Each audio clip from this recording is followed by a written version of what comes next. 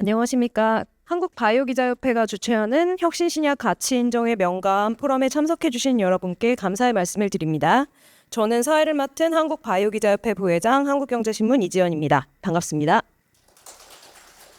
네, 이번 포럼은 국내 약가제도의 현황을 점검하고 환자들의 혁신신약 접근성을 높이기 위한 실효성 있는 방안을 제시하고자 마련됐습니다. 오늘 이 자리에 함께해 주신 환자, 가족분들, 그리고 전문가 여러분의 다양한 시각과 깊이 있는 논의가 환자 중심의 제도 개선으로 이어지길 바라면서 혁신신약 가치인정의 명감 포럼을 시작하도록 하겠습니다.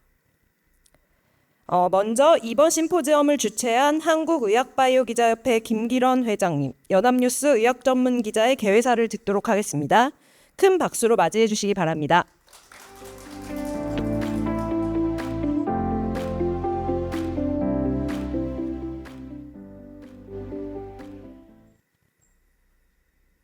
안녕하십니까. 한국의학바이오기자협회 회장 김기론입니다.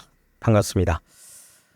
오늘 바쁘신 와중에도 자리를 함께 해주신 모든 분들께 진심으로 감사드립니다. 특히 귀한 시간을 내어 발제와 토론을 함께 해주실 환자단체와 각계 전문가 여러분께 깊은 감사의 말씀을 드립니다. 오늘 포럼은 혁신신약 가치인정의 명과 암을 주제로 우리나라 환자들이 처한 사각지대를 해소하고자 마련됐습니다. 현행 약가제도의 현주소를 진단하고 환자들의 혁신신약 접근성을 높이기 위한 실질적인 해법을 모색해 보고자 합니다. 지난해 2월 정부는 제2차 건강보험 종합계획을 발표하면서 혁신신약 가치 보상을 핵심 과제로 제시했습니다. 과거에는 비급여의 급여화에 집중했다면 이제는 혁신신약의 허가가 잇따르면서 그 가치를 제도적으로 어떻게 인정할 것인가에 대한 논의가 본격화되고 있습니다. 실제로 일부 혁신신약이 급여되면서 의미 있는 변화가 시작됐지만 담도암 등의 암종 환자들에게는 여전히 견고한 급여의 벽이 존재합니다. 혁신성과 치료 효과가 입증됐음에도 제도적인 한계로 적절한 평가를 받지 못한 혁신신약들이 있습니다. 이로 인해 환자들은 더 나은 치료 기회를 놓치고 소중한 삶의 시간을 잃고 있는 상황입니다. 오늘 포럼에서는 국내외 혁신가치 인정제도의 운영 현황과 적용 사례를 소개하고 특히 혁신신약 혜택에서 소외된 담도암 환자의 목소리를 직접 들어볼 예정입니다. 아울러 혁신신약 접근성에 대한 암 환자 인식조사 결과도 공유하며 실제 치료 환경과 제도의 간극을 살펴보고 나아가 이러한 경험과 현실을 바탕으로 환자의 치료 접근성 개선을 위한 구체적인 방안을 모색해 볼 예정입니다. 이 자리에 함께해 주신 환자와 가족 여러분, 그리고 전문가분들의 경험과 재원을 통해 환자들의 새로운 희망이 제시될 수 있기를 기대합니다. 오늘의 논의가 혁신신약의 진정한 가치를 환자가 체감할 수 있는 현실적인 성과로 이어지기를 바랍니다. 모든 분들의 건강과 평안을 기원합니다. 고맙습니다. 포럼 1부에서는 현재 우리나라가 혁신신약 가치 보상에 어떻게 접근하고 있는지 간략히 짚어본 뒤에 혁신신약의 현황과 사각지대를 조명하고 실제 사각지대에 놓인 담도암 환자의 목소리를 들어보도록 하겠습니다. 이어 혁신신약 접근성에 대한 암 환자 인식조사 결과를 공유하고 마지막으로 국내외 혁신가치 인정제도의 운영 현황과 사례를 통해 제도 개선의 방향성을 살펴볼 예정입니다. 그럼 1부 발제를 시작하겠습니다. 좌장을 맡아주신 민태원 한국의학바이오기자협회 수석 부회장, 국민일보 의학전문기자님을 모시겠습니다. 큰 박수로 맞아주세요. 네, 일부 자정을 맡기 전에 제가 간단하게 약간 브리핑하는 격으로 잠깐 말씀을 드리도록 하겠습니다. 사실 요즘 보면은 근래에 면역 항암제나 유전자 치료제, 또 이중 항체 항암제, 또 항체 약물 접합 항암제 같은 굉장히 어렵지만은 혁신 기술이 접목된 신약들이 쏟아지고 있습니다. 근데 우리 우리나라의 환자들은 이런 혁신 신약을 빠르게 이런 혁신 신약의 혜택을 빠르게 받지는 못하고 있는 그런 실정인 것 같습니다. 사실 제약사 입장에서는 혁신 신약의 가치가 약값에 반영이 좀 됐으면 하는 그런 바람일 거고요. 그렇지만 또 정부 입장에서는 워낙 고가다 보니까 근보 재정을 생각지 않을 수 없을 것 같습니다. 그런 간극으로 인해서 그 급여화가 늦어지는 바람에 어떤 환자들의 그 병으로 인한 그 고통이 길어지는 그런 환경인 것 같습니다. 그래서 이번 포럼에서는 사실 그러니까 지금 국내 혁신신약의 도입과 급여의 현황을 한번 좀 짚어보고 그러면 어떤 그 제도적 한계가 있는지 개선은 어떻게 돼야 될지에 대한 어떤 방향성을 살펴보는 그런 자리가 됐으면 하는 바람입니다. 제가 간단하게 조금 슬라이드를 보면서 말씀드리겠습니다. 네, 사실 혁신신약의 환자 접근성이 낮다는 것은 그동안 많이 지적되어 온 상황이고요. 지금 왼쪽의 그래프와 오른쪽 그래프를 좀 보면은 이게 2012년하고 21년의 어떤 10년간의 약 신약을 대상으로 한 조사이긴 합니다만 허가 비율도 33%, 그다음에 신약 급여 비율도 22%로 아마 주요 나라들에 비해서 떨어진다는 걸 볼 수 있고요. 그다음에 오른쪽에도 봐도 출시 이후에 급여까지 걸리는 기간이 한국은 46개월, 4년여 정도 걸린다라고 돼 있고 미국이나 독일, 일본에 비해서 굉장히 많이 걸리는 걸로 이렇게 돼 있습니다. 사실 이게 그런데 2012년하고 21년 데이터, 10년간 데이터라서 조금 오래된 데이터긴 합니다. 그런데 최근에 KRPIA가 22년 데이터를 좀 공개한 게 있어서 간단히 말씀을 드리면은 혁신신약이 허가 후에 보험 등재까지 약 20개월, 그러니까 46개월에 비하면 굉장히 많이 좀 당겨졌습니다. 그렇지만 여전히 독일의 9개월, 일본의 10개월, 프랑스의 10개월에 비해서는 여전히 오래 걸린다라는 거고요. 최근에 또 어떤 의원실에서 발표한 자료를 보면 2024년 데이터를 좀 내놓은 게 있는데 212일 걸린다라고 이렇게 또 내놓은 것도 자료가 있긴 한데 뭐 계속 당겨지고는 있는 것 같습니다. 그렇지만 여전히 환자들 입장에서는 이 빠르게 접하는 그런 접하지를 못하고 있는 환경인 것 같습니다. 그리고 그 KRPA가 그 100명의 임상 의사를 대상으로 조사한 자료도 있어서 간단하게 소개를 드리면은 그 100명의 의사들이 전원이 다 우리나라 건강보험 적용 기간이 신약의 건강보험 적용 기간이 길다. 또 74%는 너무 길다. 그래서 81%의 의사들은 근보 등재까지 기간을 최대 10개월로 잡고 41%의 의사들은 6개월 이내에 돼야 된다는 저 인식을 하고 있어서 환자들과 현장에서 의사들이 접하는 거랑 이렇게 이제 어떤 정부의 시책을 느끼는 그런 인식의 차이가 있는 것 같습니다. 그 사실 지금 조기 대선 때문에 아마 이제 끝나고 나면은 새 정부가 출범하면서 그 이제 보건의료 정책도 이렇게 추진이 될 텐데 각 그 대선 후보가 누가 될지는 모르겠지만은 이 그들의 보장성 확대 공약 또 혁신신약 환자 접근성 제고에 대한 내용을 좀 살펴보면은 향후 새 정부가 추진할 이런 신약 약과 관련된 제도가 어떻게 갈지 좀 가늠할 수 있을 것 같아서 좀 살펴봤더니 사실은 이재명 후보 같은 경우에 보면은 희귀 난치 질환 치료제 등에 대한 근보 급여 등재 제도 개선이라는 큰 줄기의 그 내용만 좀 담겨 있습니다. 그 책자에는 밑에 고가 신약 이야기가 좀 있기는 했었는데 이게 그 캠프의 관계자가 한 이야기가 언론에 보도돼서 제가 그 책자에는 넣었습니다만 어제 오늘 이렇게 공식 공약집에는 그게 빠져 있습니다. 그래서 이 후보는 뭐 약간 현재로서는 구체성이 좀 떨어지는 것 같고요.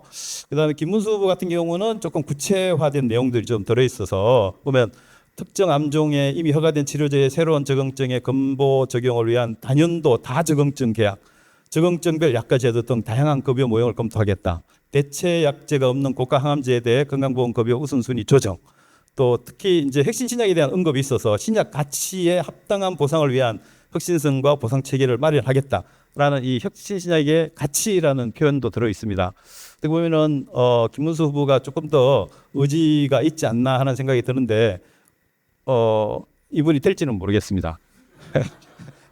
예, 어떻든 간에 누가 되든 간에 이 보장성 강화하고 희귀 중증 난치 질환의 보장성 강화와 또 혁신신약의 환자 접근성을 위한 제도 개선은 공약이 구체화돼서 국정과제로 선정이 돼야 추동력을 갖지 않을까 하는 생각입니다. 네, 그리고 현재 정부의 혁신신약 가치 보상 제도를 조금 이렇게 살펴보면은 작년 2월에 이제 복지부가 2차 국민건강보험 종합계획을 발표하며 환자 접근성을 높이기 위한 방법 일환으로 혁신신약의 가치 보상을 제시했고요. 그 혁신성이 인정되는 신약의 조건을 밑에 보면은 뭐 대체 질병이 없는 경우 또 전체 생존율 개선 등 인정이 가능한 경우 식약처의 기프트 대상 약제 이런 식으로 세 개를 구체적으로 제시를 하면서 여기에 맞으면은 아이스 값이 일정 수준을 초과해도 경제성을 인정해서 근보를 신속 지원하겠다라고 약속을 했습니다. 여기서 이제 아이스 값이라는 게 중요한 개념인데 이게 어렵습니다. 점정적 비용 효과비라는 뭐 산출 공식도 있을 것 같은데 이거에 대해서는 아마 향후 그 전문가분 발표에서도 말씀하시겠지만은 그러니까 효과가 개선된 신약의 경제성을 평가하는 중요한 지표인데 사실 그동안 이 아이스 값 때문에 이 아이스 값의 적용에 있어서 우리 정부는 굉장히 그 경직돼 있거나 엄격한 잣대를 좀 들이대서 이 신약이 혁신 신약이 이 환자의 접근성을 좀 떨어뜨린다 뭐 이런 지적이 있어서 있어 왔습니다. 그래서 이 다국적 제약사나 이런 KRPI 같은 단체에서 약 10년 전부터 이 아이스의 탄력 적용 필요성을 지속적으로 제기해 왔고요. 그 작년 8월인가 이제 구체적인 어떤 세부 방안도 발표되고 해서 드디어 올해 2월에 이 아이스를 탄력적으로 적용한 첫 사례, 공식적으로 도입한 이후에 첫 사례가 나왔습니다. 보면은 3중 음성 유방암이 아마 난치성 유방암으로 알고 있는데 여기에 트로델비라는 제가 알기로는 ADC의 뭐 항체 약물 접합 그런 혁신 신약으로 알고 있습니다. 근데 이게 이제 이게 여기 조건 세계 아이스 조건에 해당이 돼서 혁신성이 인정된다라고 해가지고 올 2월에 첫 사례로 약평이를 통과해서 적정성이 있다라고 돼서 지금 아마 이제 이후에 프로세싱을 밟고 있는 걸로 알고 있습니다. 근데 사실 이제 이게 첫 사례가 나왔긴 했지만은 이전에도 아마 비공식적으로는 한 사례가 더 있는 걸로 알고 있습니다. 그런데 이런 공식적으로 도입된 이후에 이런 사례들이 앞으로 지속적으로 좀 이어져서 제2, 제3의 아이스의 유연 적용, 또 탄력 적용 사례들이 좀 많이 나와야 그 우리 지금 현재 열악한 환경에 처해 있는 환자들의 어떤 치료 환경이 좀 개선되지 않을까 이런 생각을 합니다. 네, 제 발표는 여기까지고요. 그 향후 전문가분들의 발표를 계속 이어서 듣도록 하겠습니다.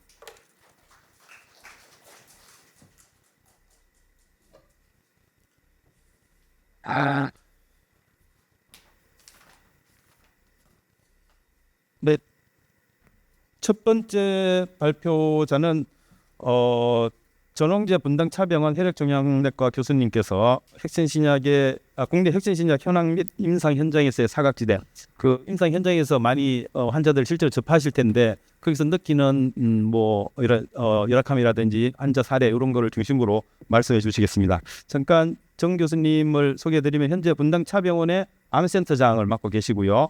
간담체암 및 면역항암제 치료 분야에서 인정을 받은 고위자이십니다. 네, 부탁드리겠습니다. 소개 말씀 감사드립니다. 분당차병원 전홍재입니다. 제가 말씀드릴 내용은 국내 혁신신약 현황 및 임상 현장에서의 사각지대라는 제목으로 말씀드리겠습니다. 혁신신약은 기존 치료제와 이제 다른 작용 기전을 가지고 있거나 아니면 새로운 표적을 타겟으로 하거나 아니면 기존에 없던 미충족 의료 수요를 만족시킬 수 있는 첫 번째 옵션에 해당되는 약물을 좀 얘기를 하고 있고요. 거기에 대한 대표적인 예를 보면 사실은 쉽습니다. 면역 항암제가 이제 뭐 대표적인 예고요. 1세대 항암제가 세포 독성 항암제, 2세대가 표적 치료제, 거기에 의해서 이제 최근에 나온 게 이제 3세대 면역 항암제인데요. 이런 약들이 이제 혁신신약 또는 이제 뭐 유전자를 조작해서 이제 다시 우리 몸에 넣어주고 그걸 치료제로 사용하는 유전자 치료제 또는 면역 항암제는 사실은 우리 몸에서 면역을 올려서 암을 제거하는 기전이거든요. 근데 자가 면역 질환에 대한 치료는 반대입니다. 자가 면역은 몸에서 과하게 면역이 발생해서 여러 가지 문제가 발생할 때 그걸 이제 낮춰주는 약이기 때문에 면역을 조금 다시 감소시켜 줄 수 있는 그런 자가 면역 치료제 같은 것들이 혁신 신약에 해당이 됩니다.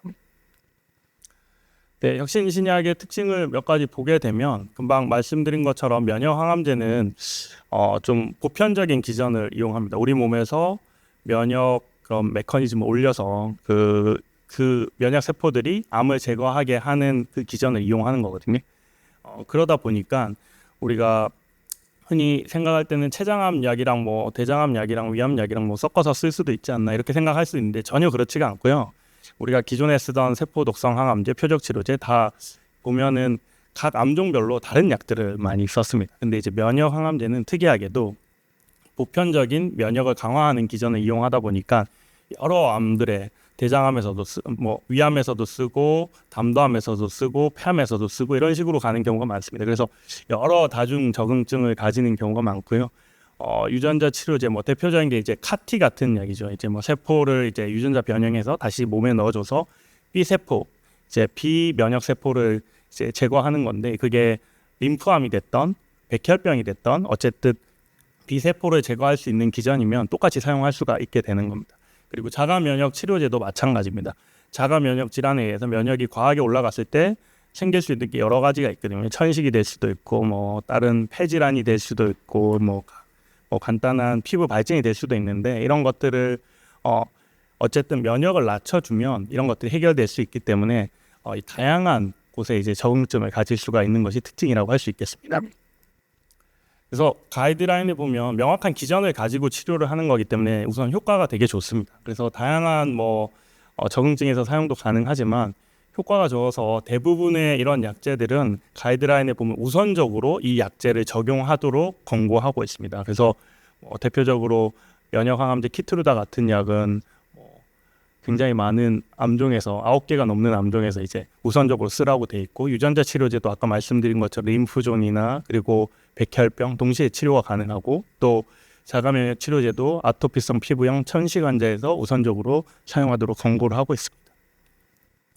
그래서 지금 현재 이제 우리가 암 치료를 할 때 제일 중요한 가이드라인이 세계적으로 쓰는 게 이제 NCCN 가이드라인인데요. 그래서 폐암 가이드라인을 보면 이렇게 많은 약제들이 지금 혁신 신약들이 다 포함이 돼 있는 게 지금 상황이고요. 그리고 어떻게 보면 다행히도 담도암도 사실은 담도암은 2010년도 이후로 제일 최근까지도 1세대 세포독성 항암제만을 최근까지도 써왔습니다. 젬시타빈, 시스플라틴이라는 가장 오래된 약을 써왔고요.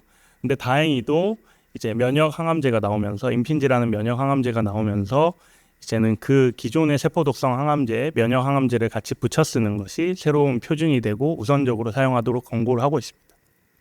이 연구를 주도한 게 보면 폐암 같은 경우는 서양에도 많거든요. 유방암도 그렇고. 그래서 대부분의 이런 약들의 개발이 서양에서 많이 이루어지고 그래서 앞에 보시는 것처럼 폐암은 굉장히 많은 약이 이미 들어와서 가이드라인에 사용이 되고 있고요.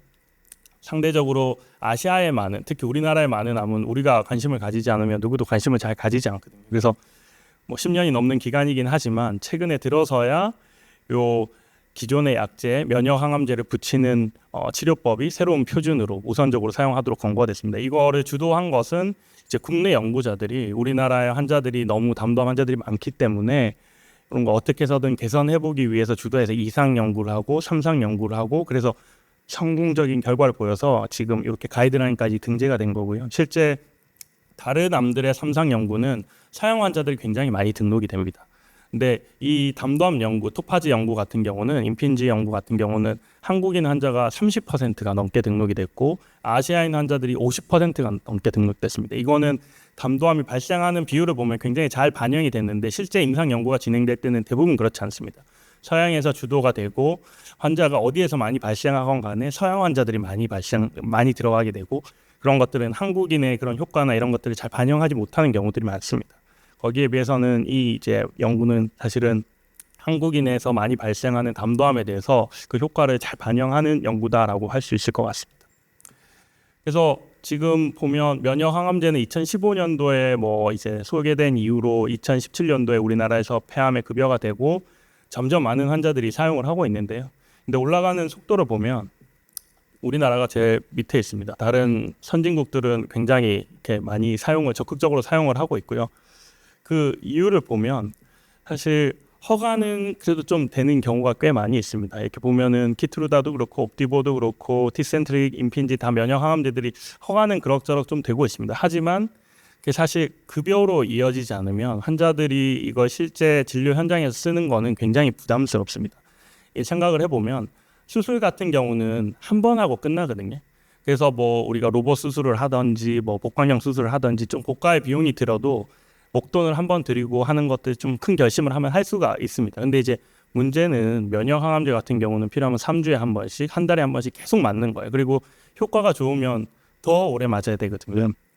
이게 아이러니한 상황들이 발생합니다. 그래서 어떤 환자 같은 경우는 효과가 좋은데도 불구하고 이제 돈이 다 떨어져서 더 못 맞겠다라고 하는 환자들도 있고, 실제 제 환자분들 중에서는 좋은 효과를 보여서 1년 가까이 치료를 하셨는데 최근에는 면역 항암제를 조금 쉬고 싶다라고 하는 분들도 이제 나오고 있습니다. 당연히 뭐 그분은 다행히 치료를 해서 효과까지도 본 분이지만 애초에 경제적으로 좀 어려우신 분들, 아예 시작도 못하는 분들이 꽤 많이 있고요.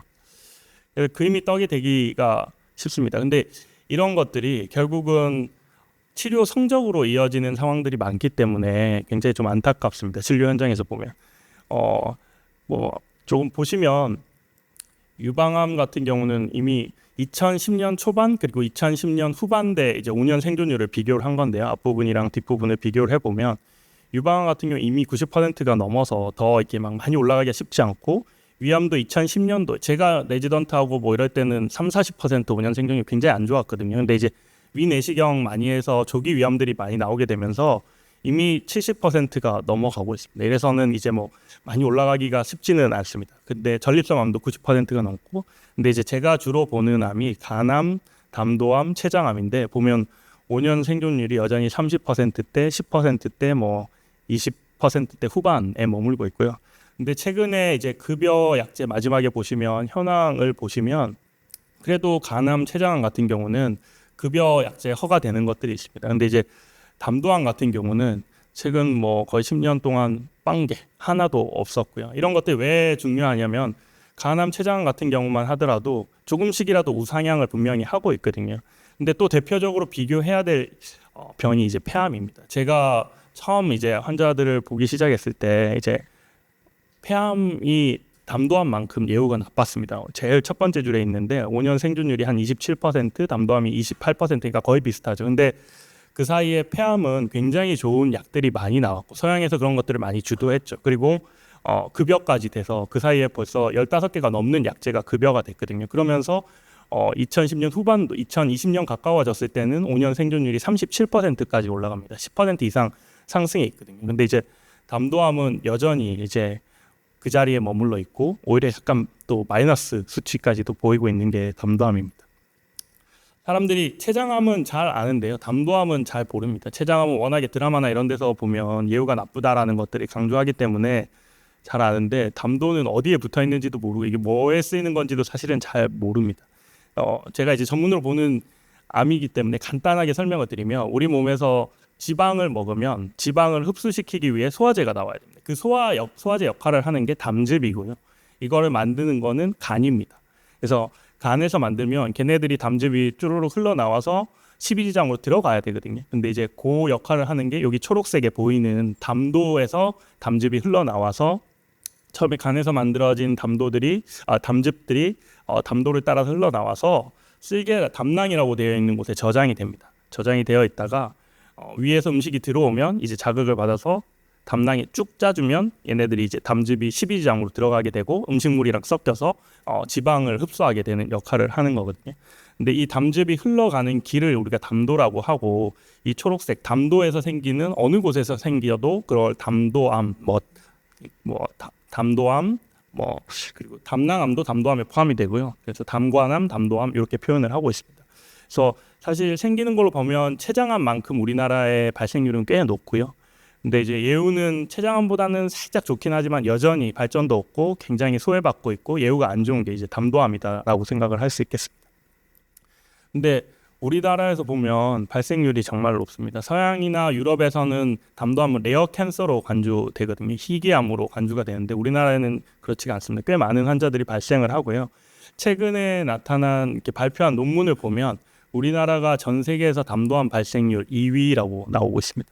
그리고 사망률 측면에서는 1위로 발표가 됐습니다. 그만큼 우리나라에는 중요한 암인데요. 이게 약 개발과 관련돼서는 이제 서양에서 많이 주도를 하다 보니까 굉장히 소외돼 있고, 그리고 거기에 비해서 뭐 췌장암에 대해서는 홍보도 많이 하고 하지만 이런 홍보나 이런 것들도 많이 부족한 게 담도암이 아닌가라는 생각을 합니다. 그만큼 우리나라 중요한데도 좀 많이 아쉬운 부분이 많은 게 담도암이다라는 걸 진료 현장에서도 많이 느끼고 있고요.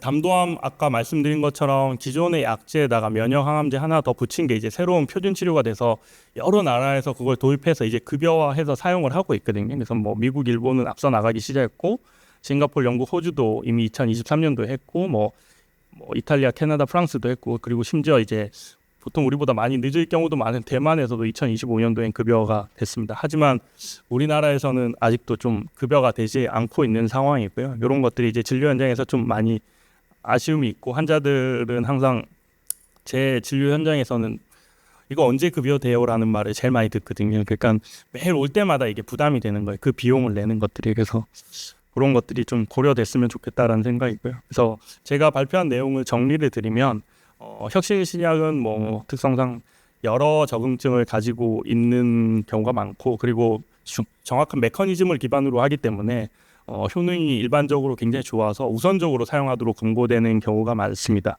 근데 이제 우리나라에서는 이런 거에 대해서 조금 아까도 뭐 알석값 이런 것들이 나왔지만 조금 더 보수적으로 접근하는 경우들이 많아서 급여가 조금 늦게 되는 경우가 많고, 실제 환자들이 임상적인 혜택을 보는 데까지 시간이 오래 걸리는 경우가 많고, 그 사이에 좀 안 좋아지시는 분들이 많고, 이런 것들을 느끼는 게 담도암인 것 같고요. 네, 말씀드린 것처럼 담도암은 우리나라에서 가장 뭐 인시던트 세계에서 봤을 때 발생률은 넘버 2고, 그리고 사망률은 1등이고, 그래서 우리나라에서 가장 관심을 가지고 그거를 위해서 우리가 또 연구자들이 주도해서 삼상 연구를 해서 세계 가이드라인에 등재시켰는데요. 아직도 이런 것들이 급여화되지 않고 있는 부분들은 조금 똑같은 획일적인 그런 기준을 적용하는 것보다는 우리나라 상황에 맞춰서 필요한 부분들이 조금 더 플렉서블하게 적용이 돼야 되지 않을까, 급여화에 있어서는 그런 생각을 해봤습니다. 감사합니다. 네, 발표 감사합니다. 그 교수님 잠깐만, 네, 질문, 네. 그 우리나라가 세계에서 담도암 발병률 2위, 또 사망률 1위인데 그 담도암이 이렇게 많이 우리나라에서 서양에 비해서 동양권이 발생이 많고 또 그 중에서도 한국이 발생이 많은 걸로 알고 있는데 어떤 그 원인이 어디? 예.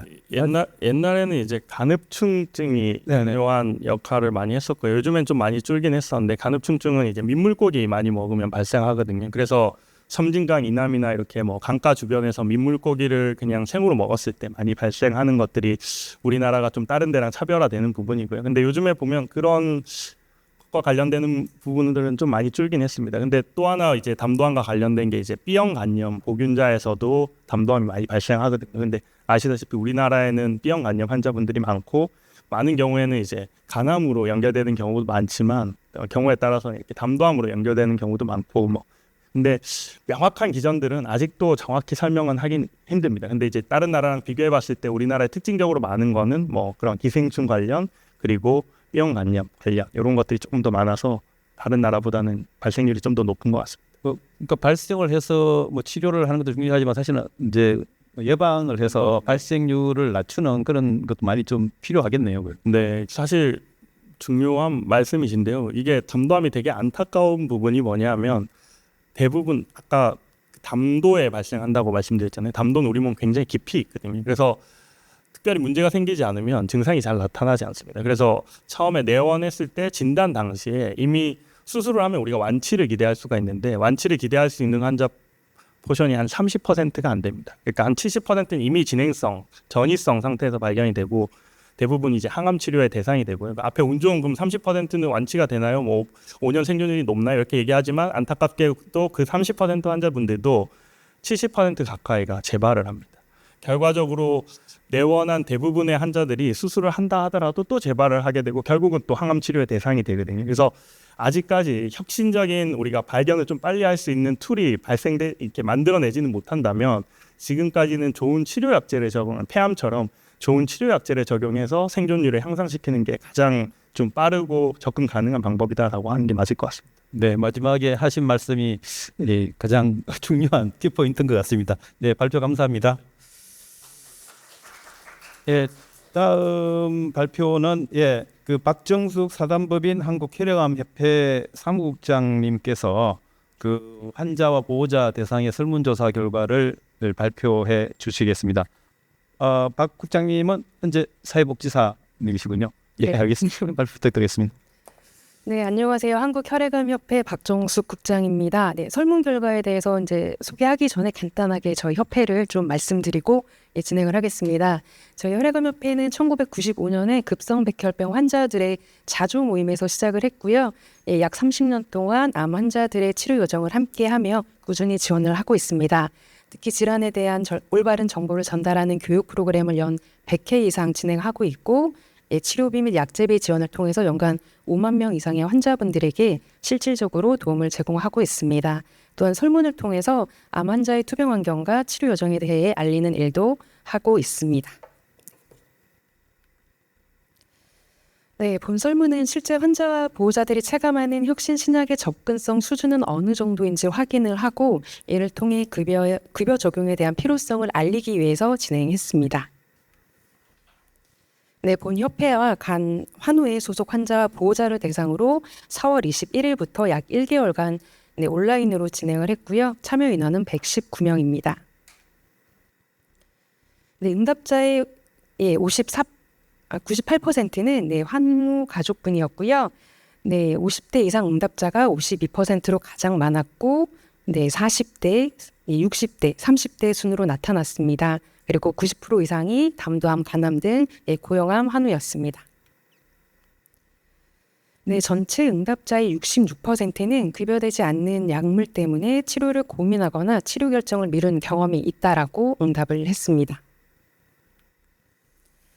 네, 해외에서 널리 쓰는 혁신적인 신약항암제가 국내에서는 비급여라는 이유로 쓰이지 못해 치료 과정에서 혹시 소외감을 받은 적이 있나요? 라는 질문에는 87%가 소외감을 느낀 적이 있다라고 응답을 했습니다. 앞서 전홍재 교수님 이제 발표 자료에서도 보셨듯이 미국이나 일본 등 29개국에서는 급여로 사용을 하고 있기 때문에 조금 더 소외감을 강하게 느끼는 것 같습니다. 네, 혁신 신약의 국내 급여 적용을 앞당기기 위한 제도 개선에는 모두가 필요하다라고 응답을 했고요. 신약의 조속한 급여화가 환자의 삶 그리고 삶의 질 그리고 생존율 향상에 기여할 것이라고 모두가 동의했습니다. 응답자의 약 절반인 49%는 우리나라의 건강보험 급여 제도가 암 환자와 그 가족의 현실을 충분히 반영하지 못한다라고 응답을 했는데요. 그렇다면 치료 접근성을 높이기 위해서 가장 먼저 해야 할 일이 무엇인지 묻는 질문에는 66%의 응답자가 신약급여 확대가 최우선이라고 답했고 치료비 지원 신속 허가도 필요하다고 했습니다. 네, 기타 의견으로는 비용이 너무 부담이 되고 경제적으로 힘든 상황이다. 환자들이 치료를 포기하는 일이 없었으면 좋겠다. 그리고 제도 개선을 통해서 환자들이 치료 시기를 놓치지 않도록 도와달라고 호소하는 의견도 있었습니다. 네, 설문 결과에 따르면 응답자의 3분의 2는 약제 비급여로 치료를 망설이고 있었는데요. 현장에서 들었던 이야기를 수치로 직접 확인을 하니까 조금 더 안타까웠습니다. 비록 이번 설문의 표본은 이제 119명이지만 현재까지 협회가 만나온 모든 암 환자 보호자 역시 신약의 혁신 신약의 신속 급여를 간절히 바라고 있고 신약의 급여화가 삶의 질은 물론 생존율까지 향상시킬 것이라고 믿고 있습니다. 즉 혁신 신약의 급여는 환우들의 희망 그 자체인데요. 환우분들이 계속해서 희망을 꿈꿀 수 있도록 치료 접근성 개선이 조속히 이루어졌으면 하는 바람입니다. 네, 감사합니다. 네, 발표 감사합니다. 시간을 조금 굉장히 당겨주셨네요. 그래서 시간이 좀 남았으니까 질문 한 가지. 지금 담도암 사례 이야기가 좀 많이 나왔는데 지금 혈액암 협회 이제 맡고 계시잖아요. 아까 보면은 면역암제 이런 거는 이제 혈액암 분야에서도 굉장히 좀 이슈가 있고 한 걸로 알고 있는데 지금 혈액암 쪽에서는 이런 면역암제든 아니면 다른 치료제든 급여 치료가 안 돼서 뭐 좀 환자들이 고통을 받고 있다든지 이런 어떤 그 치료제나 뭐 질환이 어떤 것들이 있는지 한번 조금. 네, 혈액암 쪽에서도 현재 이제 약제들이 신약들이 혁신신약이 굉장히 많이 나오고 있는데요. 아시겠지만 이제 다발굴수 중 예를 들면 네, 뭐 택베리라던가 네, 엘라나타막 같은 이중항체 약제들이 현재 급여가 안 되고 있습니다. 특히 이제 다발굴수종 같은 경우는 질환 자체가 완치가 되는 질환이 아니고 계속해서 재발을 하는 질환이기 때문에 예, 보통 한 3차, 4차 이렇게 계속 재발을 하세요. 근데 말씀드렸던 택베일리, 뭐 엘라나타막 같은 경우는 5차 약제로 쓰는 약제인데 급여가 안 되기 때문에 굉장히 힘들어하시고요. 또 림프종이라는 질환도 있습니다. 굉장히 아형이 다양한데 거기도 이제 DLBC를 가장 많이 발병하는 그 질환에도 현재의 면역 항암제들이 급여가 되지 않고 있어서 저희가 그 3월에 열렸던 대한혈액학회에서도 이제 혈액학을 전공하시는 교수님들이 빠르게 보험이 필요하다라는 의견을 말씀을 해주셨습니다. 그래서 고용암뿐만 아니라 혈액암 안에서도 지금 이런 급여의 조속화가 필요한 질환이 많이 있습니다. 그래서 두루두루 좀 많이 관심을 가져주시면 좋겠습니다. 네, 말씀 감사합니다. 네, 이제 다음 발표자를 모시겠습니다. 서동철 러커스 뉴저지 주립대 겸임 교수님, 겸임 교수 및 중앙대 약대 명예 교수님을 모셔서 국내외 혁신 가치 인정 제도 현황 및 적용 사례에 대해서 들어보겠습니다. 서 교수님을 잠깐 소개해드리면요, 미국 미네소타대 보건경제학 박사를 취득하시고 2011년경에 중앙대 약대로 이직을 하셔서 교수로 하시고 학장도 역임하시고 의학식품대학원 원장님을 역임을 하셨습니다. 네, 교수님 부탁드리겠습니다. 예, 감사합니다. 예, 제가 발표할 내용은 아마 지금 현재까지는 담도암에 대한 케이스 위주로 이제 많이 말씀을 하셨는데요. 지금 우리나라 이제 현재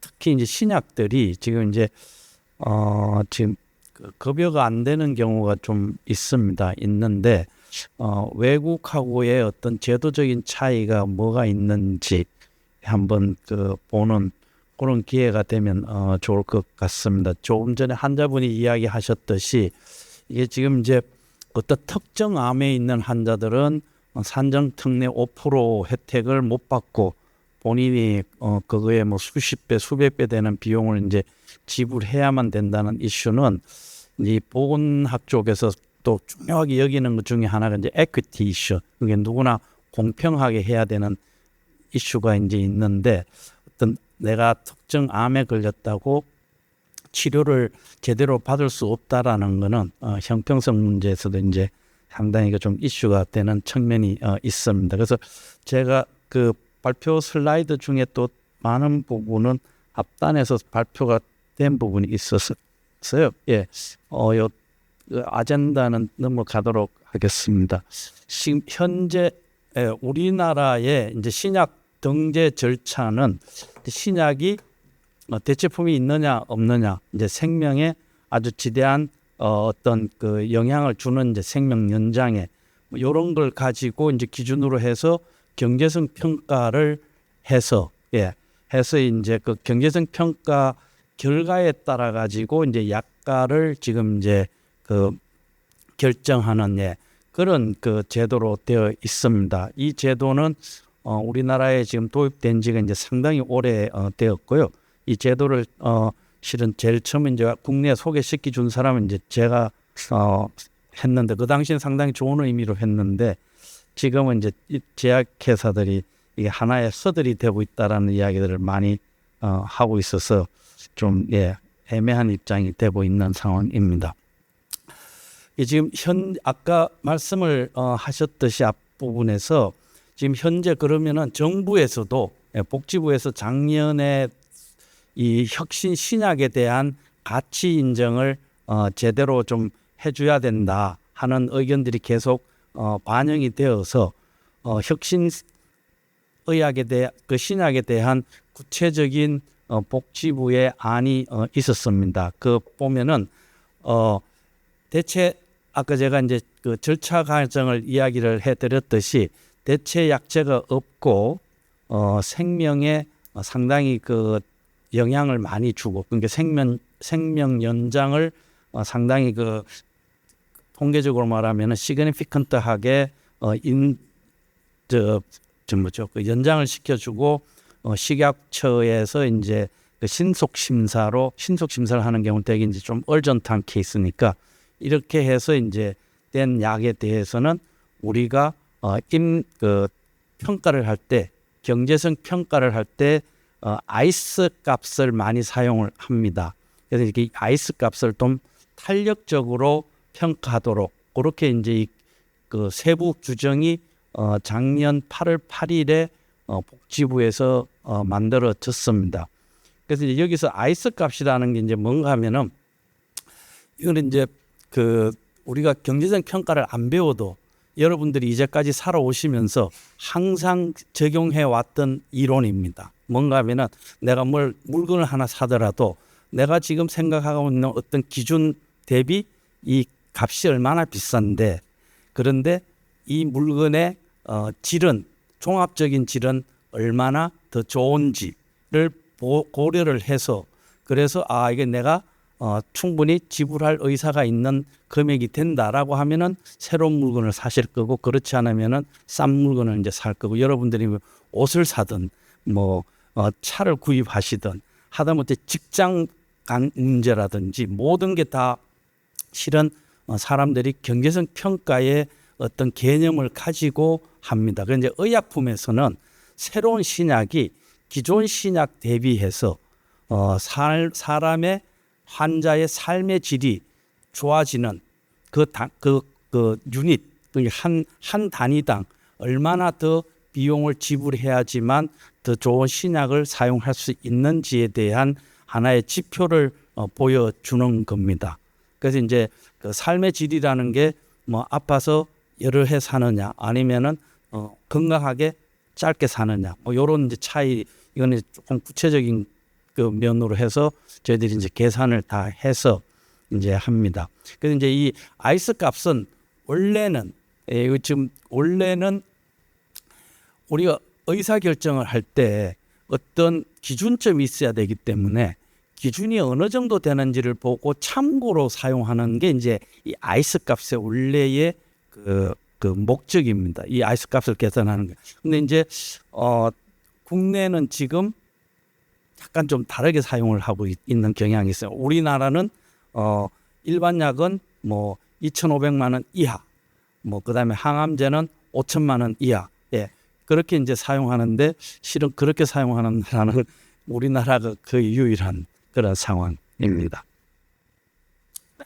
그래서 이제 아까 이야기했듯이 이제 N2도 실은 이제 탄력 그 아이스 값을 사용해 가지고 허가가 지금 급여가 되고 있고요. 그다음에 아까 이제 이야기했던 그 트로델비도 지금 이제 그 탄력 적용을 해서 과거 같으면은 이 급여가 안 될 텐데 지금 이제 8월 8일 날 복지부의 그 세부 내부 규정에 의해 가지고 이제 탄력 적용이 되는 겁니다. 그래서 대체 가능성이 있느냐, 아니면 임상적 개선이 충분하냐, 그 다음에 식약처의 심속 심사 허가를 받은 의약품인지 요 세 기준을 다 이제 만족시켜서 지금 인정이 되고 있는 상황입니다. 자, 그러면은 제가 아까 이제 국내 아이스 값 사용에 대한 이야기를 했는데요.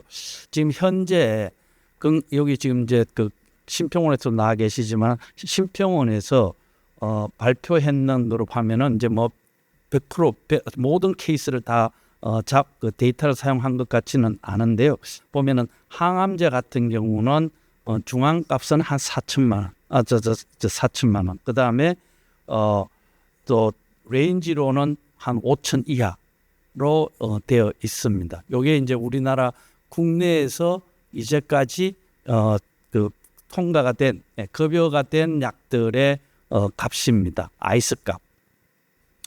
그런데 요걸 이제 우리나라하고 그다음에 외국의 케이스를 한번 비교를 해서 보시면은 우리나라는 2,500 아니면 5,000. 그럼 이제 항암제 케이스로 보더라도 맥시멈이 이제 5,000 단위로 볼 수가 있습니다. 그래서 이제 이게 5,000인데요. 5천만 원. 근데 그러면은 이제 외국 케이스를 이제 한번 5천만 원이면은 지금 이제 대충 외국 돈을 또 우리나라 돈으로 이제 환산을 해서 보면은 오스트랄리아 같은 경우는 이제 맥시멈에 대한 아퍼 레벨이 지금 통계가 없는데요. 최소 4,400만 원 정도. 그다음에 캐나다는 항암제 같은 경우는 아이스 값 이제까지 그 항암제에 사용되는 그 레인지를 보면은 한 9,500만 원에서 1억 3천 정도. 예. 그다음에 이제 영국이 실은 이런 경제성 평가를 가장 먼저 하고 지금 가장 먼저는 아닌데 오스트랄리아가 가장 먼저였고 이제 두 번째로 한 나라인데 세 번째구나 엄격 있다는 캐나다, UK니까. 그래서 지금 항암제의 맥시멈 사용한 거는 한 8천만 원 정도까지 사용을 했습니다. 그런데 요게 이제 일반 그 레인지를 이야기하는 거 실제는 조금 이제 다른. 그다음 이제 뭐 일본이나 네덜란드 뭐 이렇게 전부 다 보면은 대부분 항암제 같은 경우 여기 이제 일반 약도 다 포함이 되어 있는 겁니다. 그리고 우리나라 항암제가 5천하고 비교를 하면은 외국은 상당히 이제 그 레인지가 높은데 무조건 이 레인지 미치면은 다 통과가 되느냐? 그건 절대 아닙니다.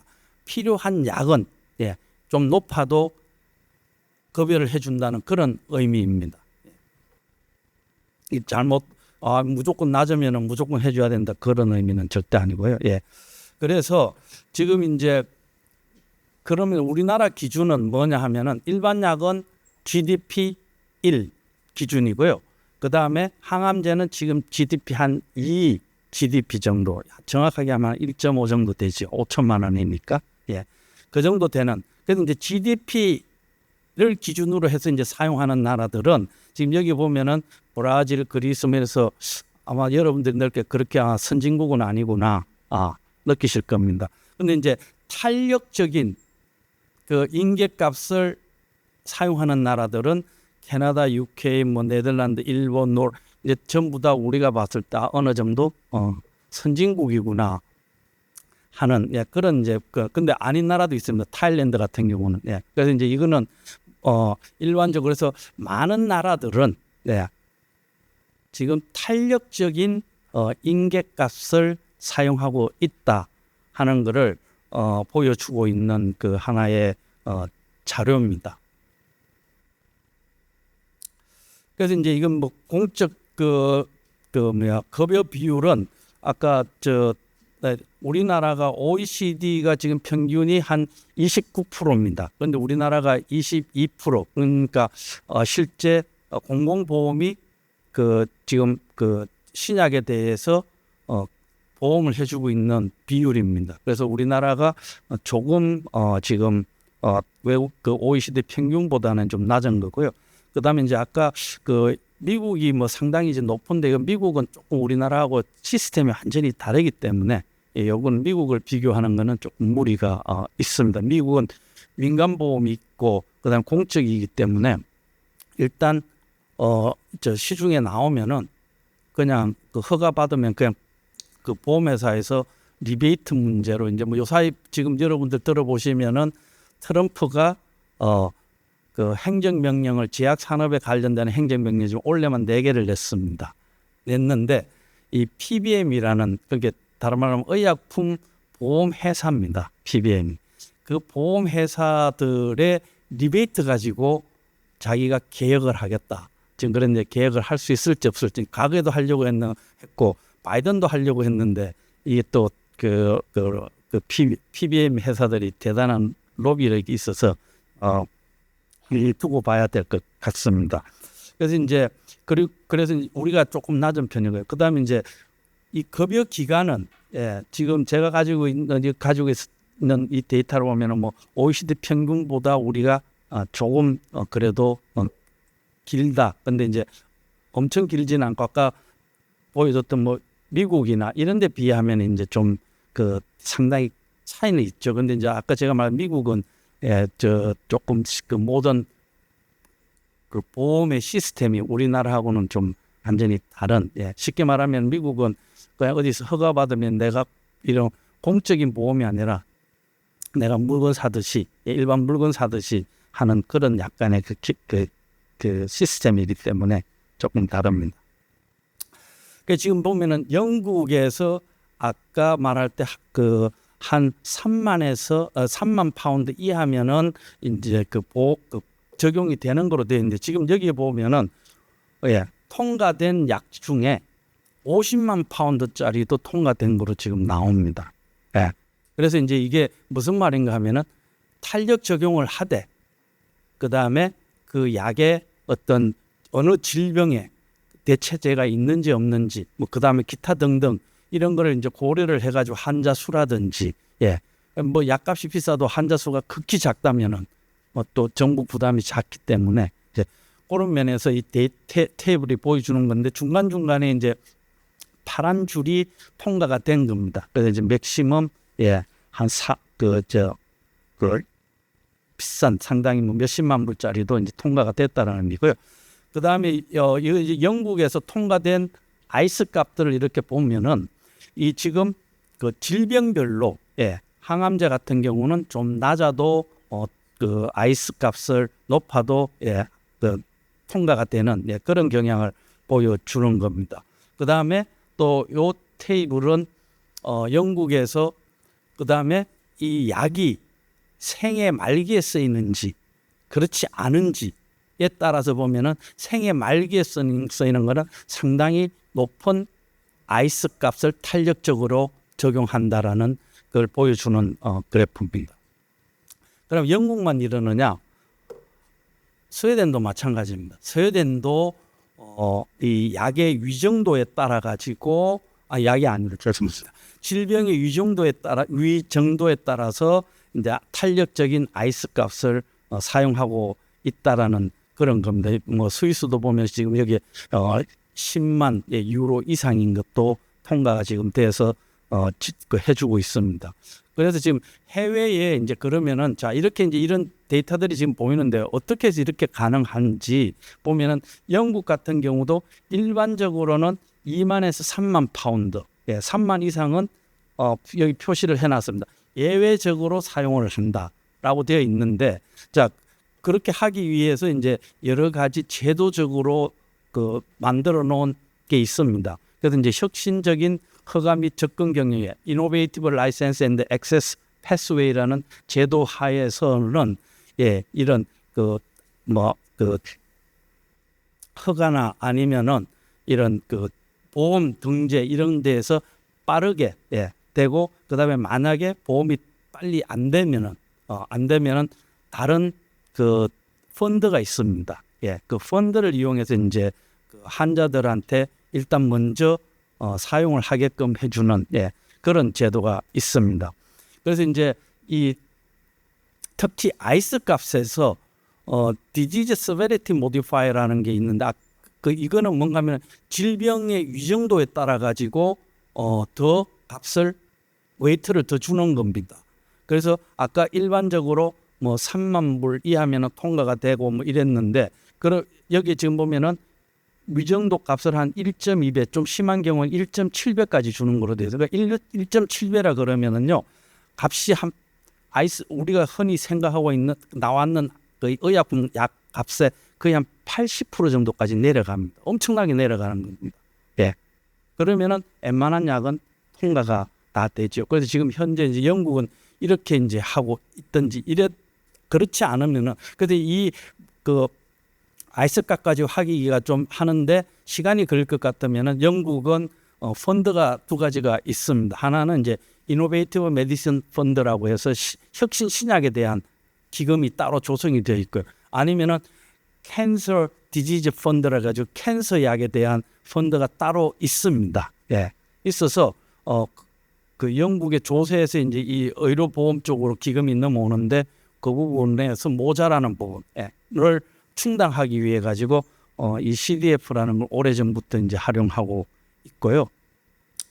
그다음 이제 프랑스도 마찬가지로 이 약이 임상적인 유용성이 등급에 따라서, 그 다음에 다른 좀 대체제 대비해 가지고 얼마나 많이 개선이 된지를 등급을 상당히 그 세분화해 가지고 그 약값을 더 주고 있습니다. 그래서 ASMR 1, 2, 3이라는 정도는 이제 상당히 효과가 그 뭐 아주 개선이 됐든지 아니면 어느 정도 moderate 하든지 아니면 뭐 significant 하든지 이런 정도에 따라 가지고 외국에서 지금 지불되고 있는 약가보다 이제 더 쳐주는 그런 그 제도가 있고, 그 다음에 이제 또 여기도 우리나라하고 그 비슷한, 우리나라가 뭐 외국 걸 보고 이제 한 거지만 선급여 후평가, 그러니까 일단 급여 먼저 하고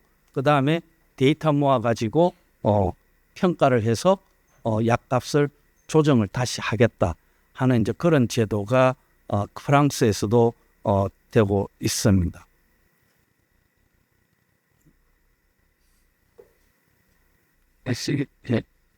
그다음에 잠깐 이게 그다음에 이제 너무 잡혀 있습니다.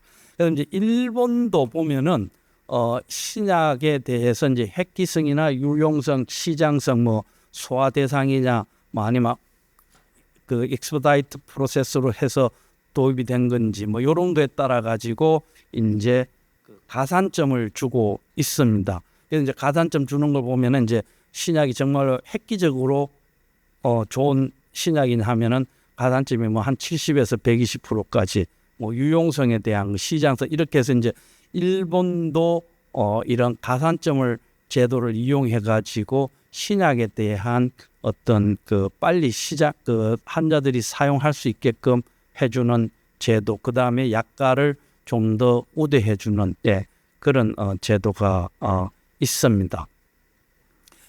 그래서 이제 특히 뭐 일본에서 이제 그 성인된 신약이 주로 이제 일본 약들이 많겠죠. 그 신약에 대해서는 또 가산율 뭐 한 5에서 10% 정도를 약가에다가 직접 해주고, 그렇지 않으면은 뭐 또 한 10이나 20% 그게 그 항목별로 다양한 그 레인지가 있어가지고 환자들이 빠르게 사용할 수 있게끔 해주는 제도가 있습니다.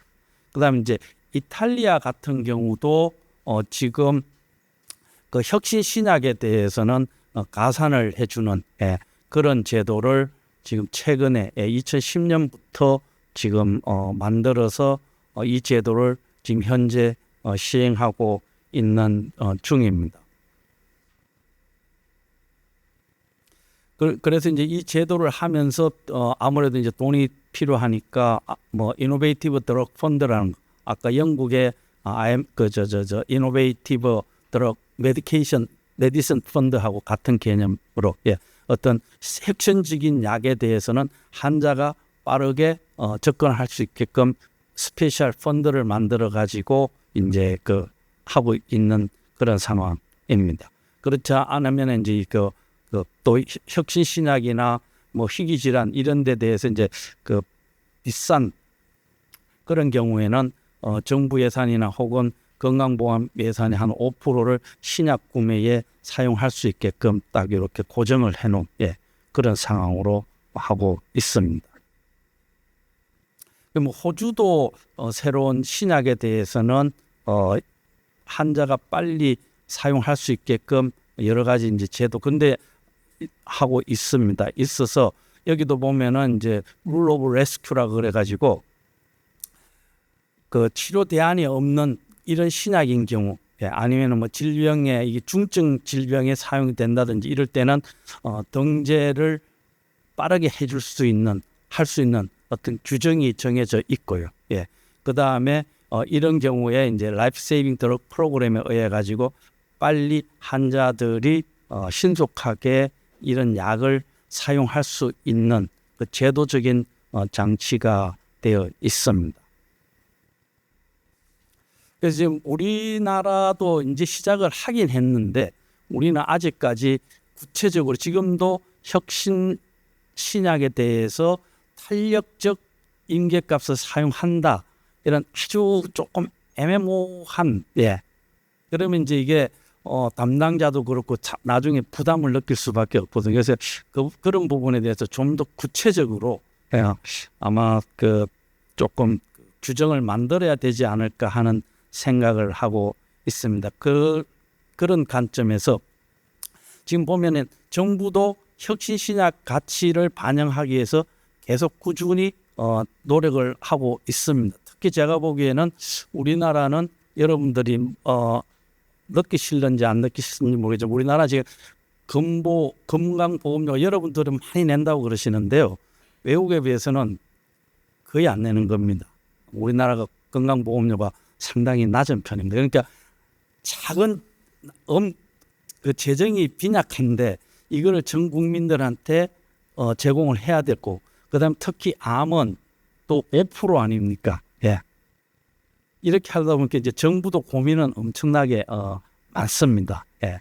많지만은 환자들을 위해 가지고 계속해서 지금 인계값 탄력 적용 아니면 기타 등등 여러 가지 방법으로 지금 이제 하고 있는데 그래도 제가 볼 때는 이제 중증이나 아니면 희귀 질환 환자가 사용할 수 있는 혁신 신약에 대해서는 어떤 제도 개선을 좀 해서 환자들이 내가 돈이 없어서 치료를 못 받고 돈 있는 사람은 치료를 받고 이거는 아니거든요. 예, 그래서 이제 그런 부분을 좀 해소할 수 있는 어떤 제도적인 그 방안을 체계적으로 좀 만들어야 되지 않을까. 하다못해 영국 같은 경우 뭐 디지즈 서베리티 모디파이 같은 거를 딱 정해놓고 숫자를 정해놓고 여기에 해당되면 이렇게 인계값을 의약품에서 나왔는 인계값을 낮추는 걸로 해서 통과가 되게끔 해준다든지 이런 좀 약간 구체적인 아니면 뭐 그런 게 좀 있어야 될 것 같은 생각이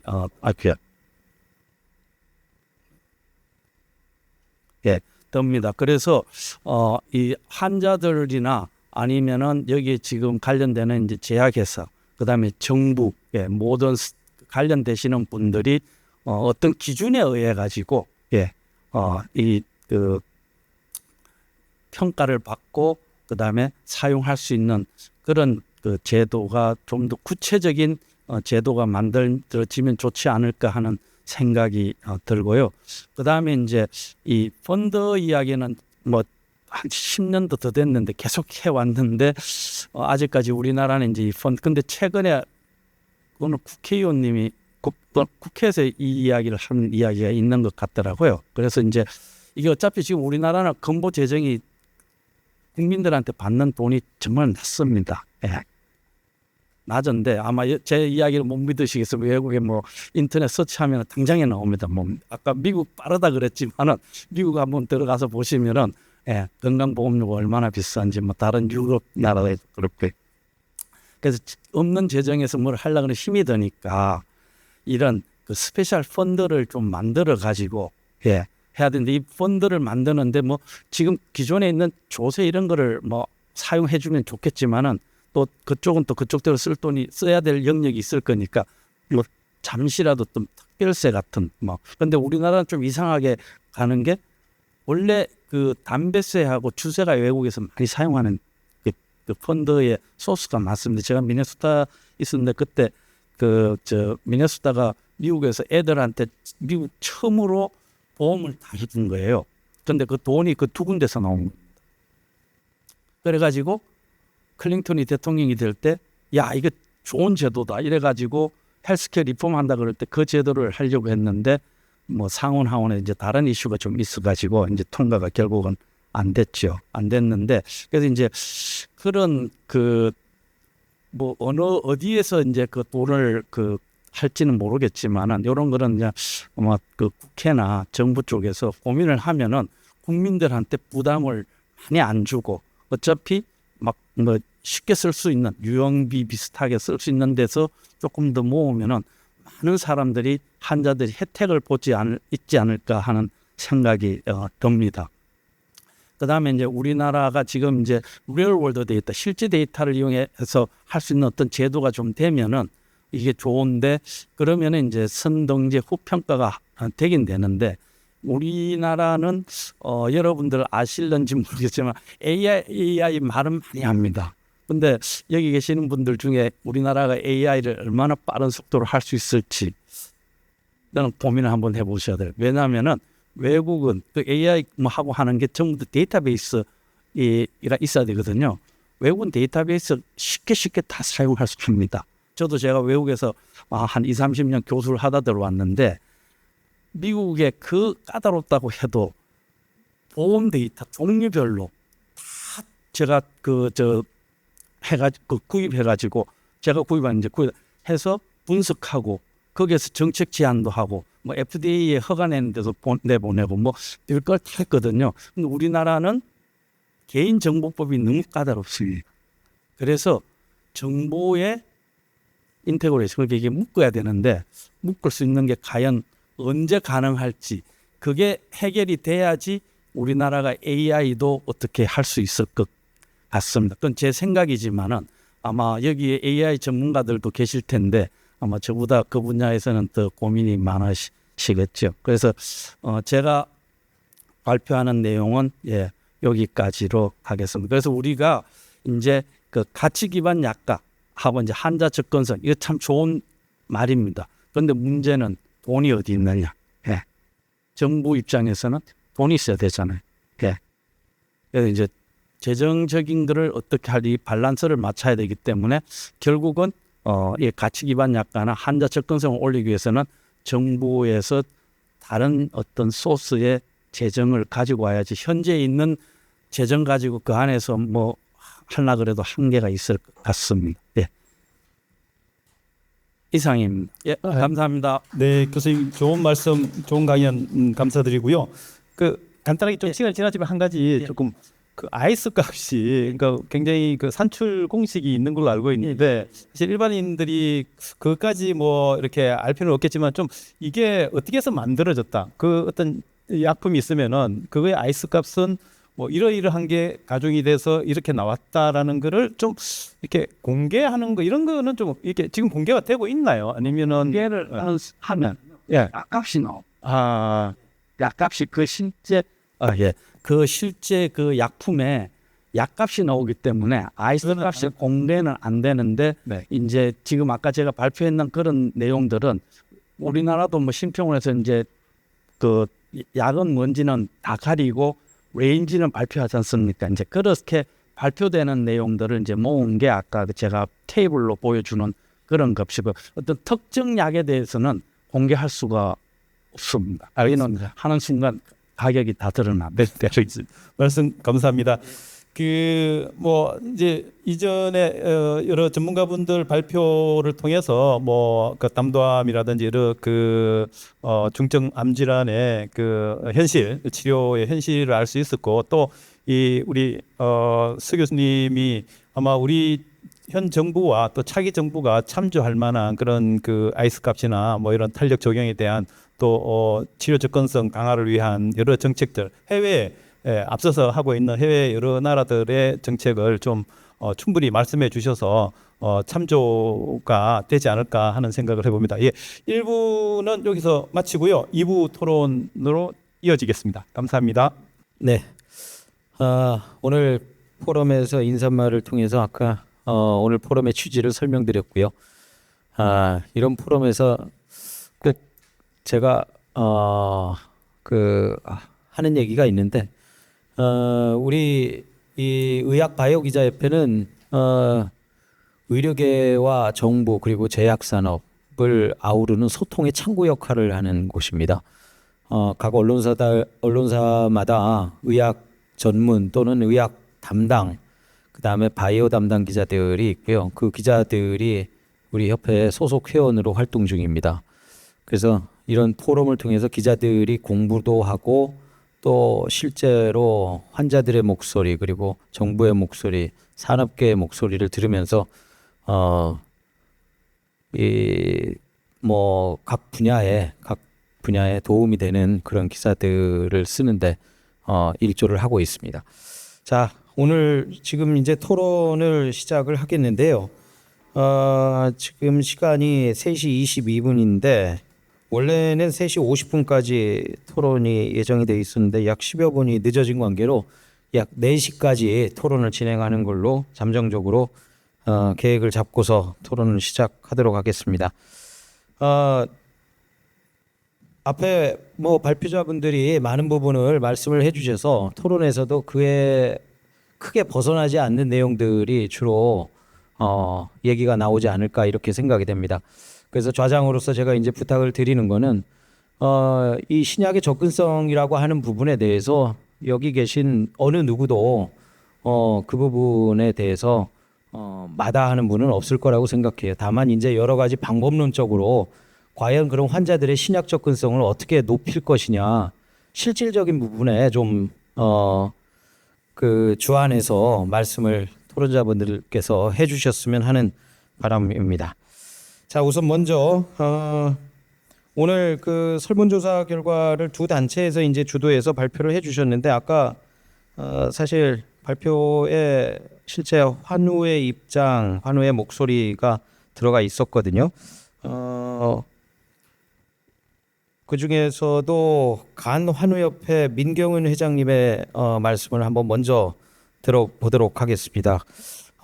이 간환우협회가 어떤 단체인지, 그리고 간환우협회에서는 혁신신약에 대해서 지금 어떤 생각을 갖고 있는지 좀 말씀을 해주시죠. 네, 지금 간환우협회 만든 지가 이제 만 3년 반이 됐는데요. 지금 한 8만 명 정도가 회원이 많이 모여 있어요. 모여 있는데 또 사실은 또 그 비회원들이 하루 접속률이 한 4천 명 정도 됩니다. 근데 그 제가 이제 이거 말씀드리고 싶은 거는 거기에 담도암 환자들이 한 20%는 되는데 그 중에 제가 이제 사례를 하나 들어보면은 한 3년 전에 그 연대 의대에 나온 그 김철수라는 친구가 고등학교 동창이었는데 그 친구가 그 담도암을 자기 황달이 온 걸 몰랐던 거예요. 그래서 그 선배 의사한테 가서 진단을 받아보니까 담도암 판정을 받은 거예요. 받았는데 그래서 병원을 이제 잠시 쉬고 그 담도암 그 진단을 받는데 또 연대의대 친구가 그 미국에서 연수 있던 친구가 다시 와가지고 진단을 한 거예요. 했는데 수술을 못할 정도의 이미 그 상황이 심각해진 거예요. 그래서 결국에 한 달 만에 사망했어요. 사망했고 또 하나 사례는 얼마 전에 한 3개월 전쯤에서 4개월 정도 됐구나. 4개월 전쯤에서 의사 친구가 나한테 연락이 왔어요. 우리 강훈이라는 친구가 고등학교 동창 강훈이라는 친구가 담도암에 걸려 있는데 그걸 좀 네가 좀 통화를 해라. 그래가지고 걔가 통화를 해서 지금 면역항암제가 신약이 나와 있는데 그걸 한번 치료를 해봐라. 그랬더니 이 친구가 아산병원에 입원하고 있었었는데 그 면역항암제를 치료를 해가지고 두 달 만에 암이 줄어가지고 퇴원을 했어요. 퇴원을 해가지고 며칠 전에 이틀 전에 내가 이제 통화를 한번 했는데 그 친구가 되게 고마워하더라고요. 사실은. 근데 그 두 가지 사례를 보면은 먼저 4년 전에는 그 친구가 의대 친구가 사망한 게 있었고 또 이번에 두 번째는 면역항암제를 맞고서는 하니까 암이 완전히 줄어드는 거예요. 그래서 그런 사례가 있었던 걸 다시 한번 말씀드립니다. 네, 실제 친구분의 사례를 중심으로 지금 말씀을 해주셨는데, 네. 혹시라도 이런 담도암 증상을 잘 놓칠 수 있는 그런 환자들이 있을 수도 있단 말이에요. 그렇죠. 그러면 그런 부분에 대해서도 좀 한번 말씀을 해주실 수 있을까요? 사실은 제가 항상 말씀드리고 싶은 게 뭐냐면 간이나 담도나 췌장에는 사실은 신경세포가 없어요. 속에. 그렇기 때문에 증상을 못 느끼는 거예요. 그러니까 거의 말기 돼가지고 아니면 3기 이상이 돼가지고 그 증상을 느끼게 되거든요. 그러니까 좀 늦는 거예요. 그래서 제가 얼마 전에 패널을 시사뉴스에다가 한번 썼는데 복부 밑에 한번 MRI를 50대 넘으면 복부 밑에 MRI를 한번 찍으라고 한 게 있어요. 왜 그러냐면 그걸 찍어보면은 담도나 간이나 췌장이나 이렇게 좀 나타날 수 있거든요. 그래서 반드시 한 번씩은 50대 넘어가면 찍어봐야 될 것 같아요. 예, 회장님 말씀 고맙습니다. 그 실질적인 조언이 될 수 있을 것 같다는 생각이 듭니다. 자, 그 다음으로는 우리 아까 혈액암학회 박정숙 사무국장님이 설문조사 결과를 좀 발표를 해주셨는데 이 설문조사와 관련돼서 여러 가지 뭐 좀 뒷얘기가 좀 있을까요? 네, 저도 이제 환우분들의 사례를 조금 말씀을 드리고 싶은데요. 앞서 이제 영상에서 보셨던 환우분 같은 경우도 암 치료보다 이제 앞으로 발생할 치료비가 더 무섭다라고 얘기를 하셨는데, 그분 같은 경우는 그래도 주변에 이제 도움을 주실 만한 분도 계시고 보험도 있어서 이제 그나마 이 치료를 유지를 하고 계신데요. 사실 오늘 이 자리에 함께 하려고 했던 환우분이 또 따로 계셨어요. 근데 그분이 조금 상황이 여의치 않아서 제가 잠깐 소개를 해드리면, 이분은 이제 20년 전에 유방암으로 진단을 받아서 수술을 했고요. 유방암 경력이 있었기 때문에 계속해서 이제 매년 진단 검사를 하고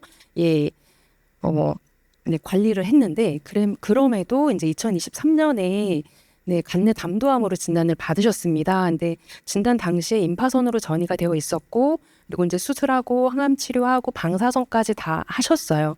했음에도 치료가 안 돼서 작년부터 그 면역항암제 치료를 하셨는데 다행히 효과는 나타났습니다. 그렇지만 이제 문제는 이제 치료비였어요. 이분 같은 경우는 주변에 도움을 주실 분도 없었고요. 저희 우리나라 국민이면 다 가지고 있는 실손도 없어요.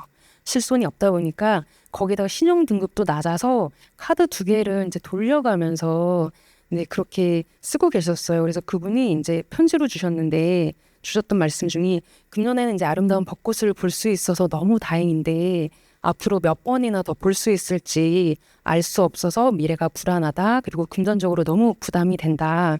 그래서 하루속히 보험이 빨리 급여가 돼서 환자들의 경제적 부담을 덜어줬으면 좋겠다라는 말씀을 주셨는데요.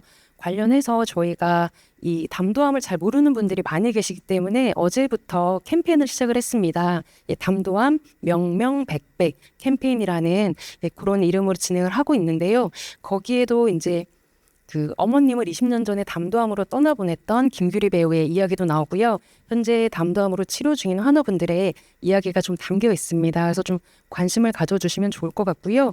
관련해서 또 저희가 응원 메시지를 받고 있는데, 오늘까지 하루 지난 한 600명 정도가 메시지를 올려주셨어요. 근데 그 중에 환우분들이 좀 말씀 주신 거를 몇 개만 읽어드리면, 담도암으로 가족을 잃었습니다. 하루빨리 치료제가 보험급여가 되어 환자의 고통이 줄었으면 합니다. 장모님이 담도암 환자입니다. 제발 돈 때문에 치료를 포기하지 않도록 해주십시오. 저는 간내 담도암 4기 환자입니다. 나는 이겨낼 겁니다. 사랑하는 사람을 위해서, 내 자신을 위해서. 이런 글을 올려주셨고요. 아이고, 제 눈물 포인트인데 아빠 힘내서 치료 잘 받자. 면역항암제 임핀지가 얼른 보험 적용이 되기를 바랍니다. 저는 집에 암 하나도 없는데 이거 읽을 때마다 자꾸 눈물이 나더라고요. 그래서 이렇게 환우분들이 좀 많이 올려주셨고요. 이제 앞서 교수님들도 말씀 주셨듯이 이제 다양한 혁신 신약의 개발로 인해서 10년 사이에 정말 그 치료 환경이 굉장히 많이 발전을 했습니다. 그렇지만 이거는 급여가 되는 약제에 한해서인 것 같아요. 담도암 환자들은 여전히 좀 소외된 채 10여 년 전에나 쓰던 그런 독한 항암제로 치료를 받을 수밖에 없는 현실입니다. 그리고 앞서 이제 2022년이죠. 11월에 이제 1차 치료제로 허가된 면역항암제 더발루맙이 있지만 비용이라는 벽에 가로막혀서 여전히 시작해볼 엄두를 내기가 어렵습니다. 사실 한 달에 1,000만 원이 넘는 약제를 선뜻 결제할 수 있는 사람이 얼마나 될지, 환우분들은 그러니까 효과적인 치료제가 눈앞에 있는데도 이거를 쓸 수 없는 현실이 더 고통스럽다고 합니다. 작년 2월에 혁신신약에 대한 접근성 강화를 언급한 이제 보건복지부의 건강보험 종합계획 발표가 있었고, 8월에 이제 약평일을 통해서 신약 등 협상 대상 약제의 세부 평가 기준이 개정이 됐습니다. 이후에 이제 아까 트로델비 말씀을 해주셨는데, 아이서를 탄력적으로 적용한 첫 사례가 나온 만큼 다시 기대를 해보려고 합니다. 한정된 건강보험 재정으로 인해서 이제 급여를 풀어가는 과정이 쉽지 않음을 이제 정부에서도 고심을 굉장히 많이 하고 있다는 걸 잘 알고 있습니다. 그럼에도 무엇보다 이제 국민의 건강권이 최우선인 점을 조금 고려를 해주시면 좋을 것 같고요. 그리고 치료제의 급여 시기가 늦어질수록 환우분들의 생동시기는 아주 빠르게 흘러갑니다. 네, 내년에도 아름다운 봄꽃을 보고 싶다는 환우분의 간절한 바람이 네, 소망이 아니라 정말 이루어질 수 있는 그런 네, 현실이 되기를 바라고요. 신약의 가치를 보다 유연적으로 반영하는 그런 제도 개선이 꼭 필요함을 다시금 알아주시면 감사하겠습니다. 네. 네, 환자들의 절절한 목소리를 잘 전달해 주신 것 같습니다. 자, 그다음으로는 언론 쪽에서 바라보는 혁신신약의 여러 가지 가치 인정의 명감에 대해서 한번 얘기를 한번 들어보죠. 사실 그 언론에서도 이런 혁신신약의 접근성 문제에 대해서 한두 해 얘기를 한 게 아니잖아요. 근데 이제 매년 사실 우리 협회에서도 그렇고 매년 이런 비슷한 행사를 통해서 환우들의 목소리뿐만 아니라 전문가들의 목소리 그리고 정부의 입장을 들어보고는 있지만은 아직까지도 우리가 기대만큼의 개선된 조치는 없다라는 생각이 들기도 합니다. 어떻습니까? 네, 저도 많이 공감을 하고 있는 포인트인데요. 생각보다 이제 폐암이라든지 유방암이라든지 혁신신약이 도입이 급여가 되면서 이제 그때를 기점으로 생존율이 높아지고 암치료 환경이 개선된 거를 많이 체감을 하는데요. 그렇게 되기까지 이제 뭐 OECD 평균과는 비슷하다라고 하지만은 어떤 약 같은 경우는 굉장히 오래 걸리기도 하고 그렇지 않은 약도 있어서 편차가 있기 때문에 뭐 담도암이나 혈액암이나 소외됐다. 나는 언제 되나 이런 식으로 많이 느끼는 분들이 많이 느끼고요. 환자분들뿐만 아니고 선생님들 역시 내가 더 많이 치료를 해주고 싶은데 할 수 있는 방법이 없으니까 너무 답답하고 무력감을 많이 느낀다라는 언급도 되게 많이 듣고 있습니다. 혁신신약이 이제 실질적으로 치료 접근성을 높이려면은 혁신신약을 평가할 때 좀 사각지대 없이 제도적으로 운영해 보이는 게 좀 필요하다고 느껴지는데요. 정부에서도 이제 우리나라도 혁신신약의 가치를 인정하라는 의지를 되게 많이 표명을 하시고 노력을 하시지만 아무래도 이제 경제성 평가라든가 아이서 기준이 좀 엄격하게 적용이 되어 있기 때문에 그거를 조정하는 게 좀 힘들어 보이는 거를 많이 느끼고 있고요. 이제 어떻게 보면 이제 주요 제약사라든가 이렇게 말을 하다 보면 아이소 값이 너무 엄격하다, 기준이 너무 높아서 그거를 급여 적용을 하기가 힘들다라는 말이 많이 듣고 있는 거를 저도 많이 느끼거든요. 그래서 어떻게 보면 일반인들은 그게 뭔지도 잘 모르지만 이게 돼야지만 급여가 되고 그래야지만 치료 환경이 개선되고 그렇기 때문에 되게 어려운 말이지만 계속 많이 언급을 하게 되는 것 같다라고 느껴집니다. 우리나라 같은 경우에 2023년에 항암제 같은 아이스 임계값이 중앙값이 3,999만 원 정도로 측정이 되어 있는 걸로 저는 얼핏 들었고요. 이 정도 걸로는 좀 충분하지 않다라는 지적이 굉장히 많고요.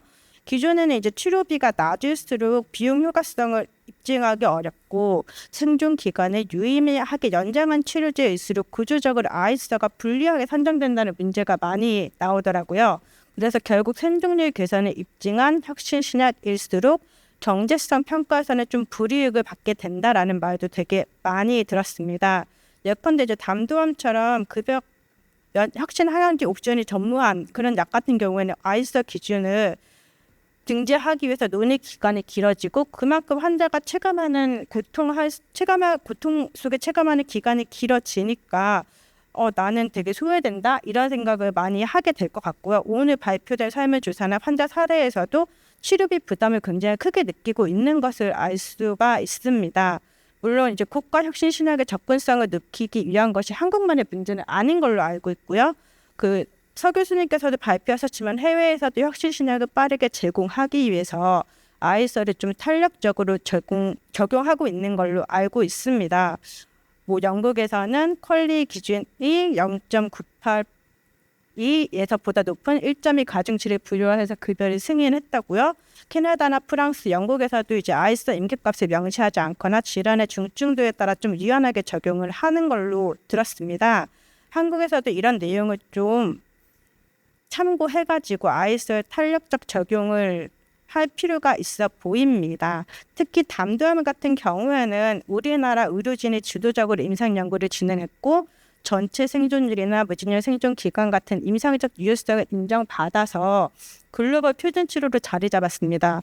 특히 담도암은 우리나라 의료진이 처음 제안해서 전 세계에서 가장 빠르게 표준 치료법을 했는데요. 이런 계기가 제가 이제 여쭤봤더니 우리나라가 담도암 발생률이 전 세계에서 2위로 높고 우리나라 내가 하지 않으면은 아무도 안 하겠다라는 상황에서 임상적으로 유효성을 입증했는데도 불구하고 급여 적용의 벽에 부딪혀가지고 실제 쓰지 못하는 상황은 되게 아이러니한 현실이라고 되게 느껴지거든요. 뭐 이제 우리나라에서도 에너트라든가 트로데비라든가 아이스를 좀 탄력적으로 적용해서 급여 심사를 통과한 사례도 좀 나왔는데 그런 사례에 대해서 좀 구체화돼서 더 많은 약들이 이런 혜택을 받을 수 있었으면 좋겠습니다. 네, 이상입니다. 예, 저 중앙일보 헬스미디어 권선미 기자가 언론에서 바라본 이 혁신신약의 관점으로 좀 얘기를 했습니다. 제가 아까 이제 모두에 말씀드린 것처럼 사실은 혁신신약의 접근성을 높이는 부분에는 모두 다 공감하고 있기 때문에 그 방향성에 대해서 우리가 좀 더 얘기를 나눠봐야 되지 않는가 하는 생각이 듭니다. 이런 뭐 방향성에 있어서 결국은 정부 입장이 가장 중요하다 이렇게 생각이 되는데요. 아까 사실 서동철 교수님이 이제 발표를 하실 때 이런 접근성을 높이는 방안 중에 하나로 별도의 항암제 펀드라든가 이런 부분을 이제 언급을 하셨단 말이에요. 근데 이제 그동안에도 사실 이런 펀드 조성에 대한 얘기가 없었던 거는 아닌 걸로 알고 있습니다. 그동안에도 이런 부분이 논의가 됐었지만은 결국은 뭐 건보 재정이 악화될 수 있기 때문에 별도의 펀드를 조성해서 항암 신약 접근성을 높인다 이런 부분이 설득력이 있어 보이긴 하는데 과연 지금에 와서 정부의 입장은 어떤지 그리고 그 건강보건심사평가원이나 보건복지부의 입장을 한번 좀 들어보도록 하죠. 건강보건심사평가원 이숙현 약제관리실 신약등재부 부장님이 나오셨습니다. 이 부장님은 2006년부터 건강보험심사평가원에 재직 중이시고요. 그리고 2014년도와 2020년도에 보건복지부 장관 표창 등 여러 상을 받으셨습니다. 자, 이 부장님, 제가 말씀드린 부분을 좀 포함해서 말씀을 좀 해주실 수 있을까요? 앞으로 신약 접근성을 높일 수 있는 이런 부분에 대해서 여러 가지 이제 주제 발표가 있었고 토론이 있었는데 현실적인 좀 답변을 주시면 고맙겠습니다. 예, 좋은 자리에 초대되어서 감사드립니다. 일단 그 펀드 부분에 저희 해당 업무가 아니라 제가 정확한 답변 좀 못 드릴 것 같아서 지금 해당 약제랑 저희가 이제 신약 평가하는 부분에 대해서 잠시 설명 겸 답변 드리겠습니다. 네, 특히 지금 임핀지를 포함했을 때 항암제 같은 경우에는 지속적인 허가 임상이 이제 진행되고 있습니다. 국내가 허가 임상 시험을 많이 하는 국가 중에 하나인 걸로는 알고 있는데, 네, 아까 타 약제 같은 경우도 적응증이 30개가 넘는 항암제가 나오듯이 맨 처음에 한 개의 허가 사항으로 이제 허가를 받고 등재가 된 이후에 지속적으로 이제 급여 허가 범위가 이제 확대되는 추세로 진행이 되고 있습니다. 특별히 이제 항암제에서 많이 일어나고 있다라고 보고 있고요. 지금 현행 제도상에서는 이제 각 적응증별로 그런 비용 효과성 평가가 이루어지도록 제도가 운영되고 있다 보니 아까 말씀 주실 이제 뭐 폐암 환자는 보험이 되는데 이제 간담도암에서 아직 되고 있지 않은 이런 현실들이 좀 문제점으로 좀 제기되고 있는 상황이기는 합니다.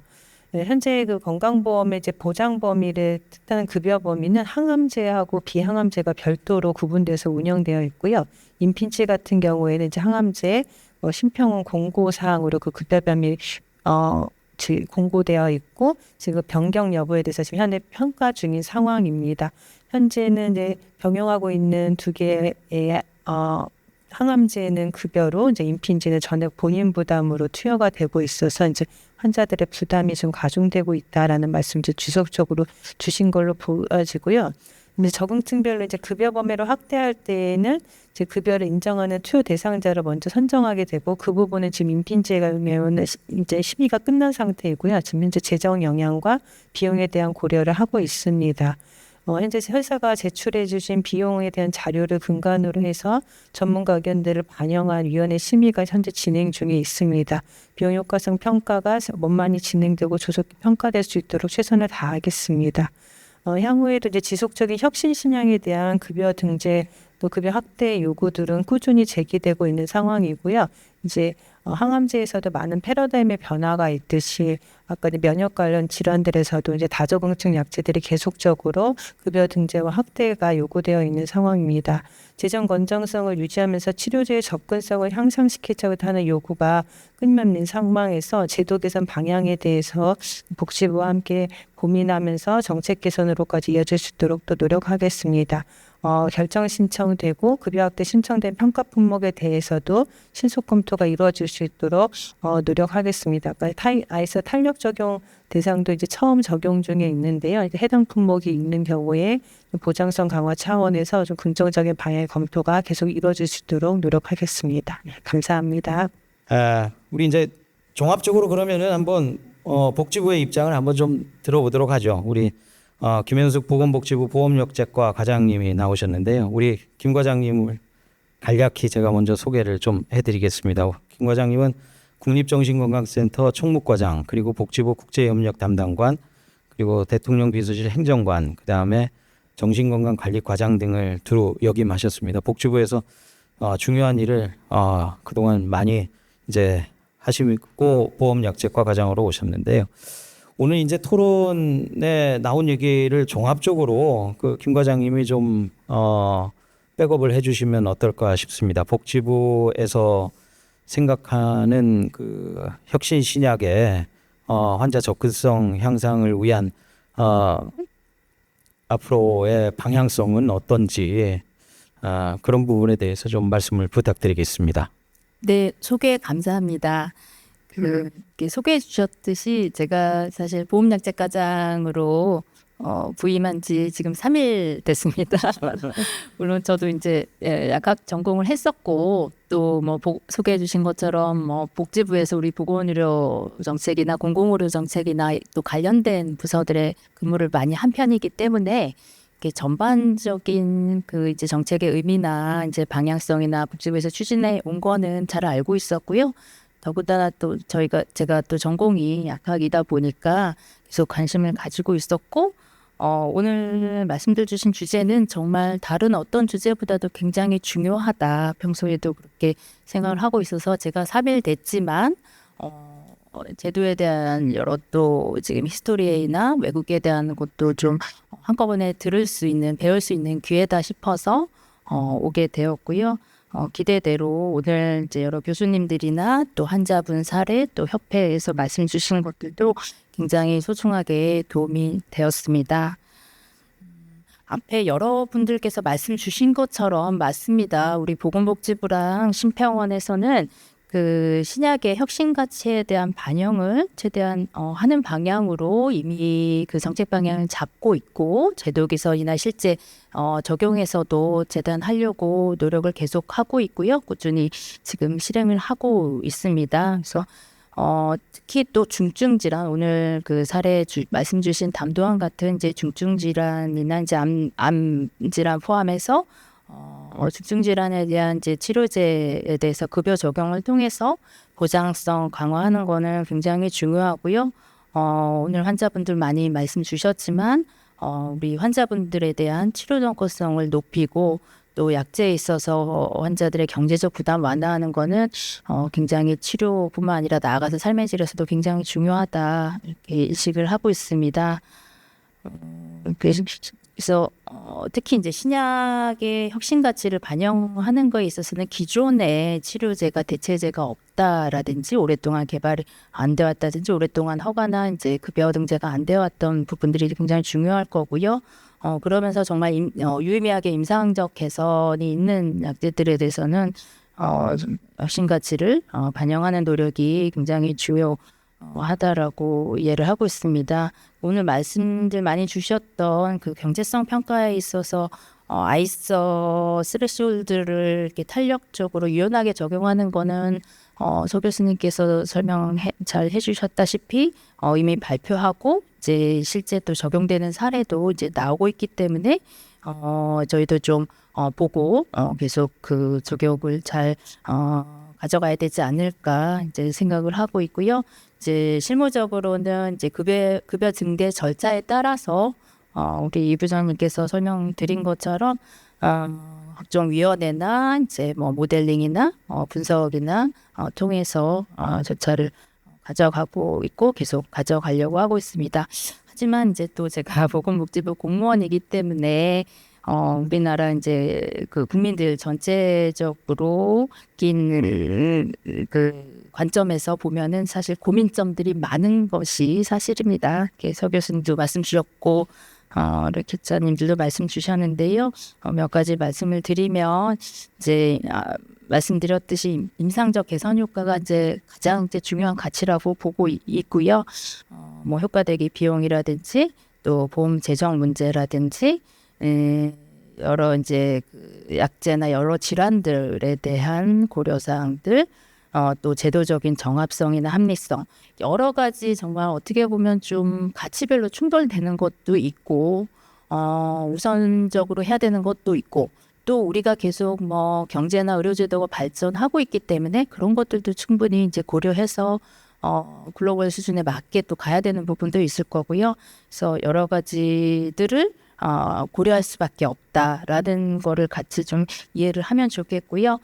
저희 복지부나 심평원이나 공단이나 같이 계속 고민시키고 어쨌든 방향성은 우리 환자분들의 고통을 덜어드리고 부담을 완화해드리고 하는 데 있어서 우리 신약이 보험급여에 있어서도 최대한 도움을 드릴 수 있도록 노력하겠다, 계속 발전시켜 가겠다라는 말씀을 드리고 싶습니다.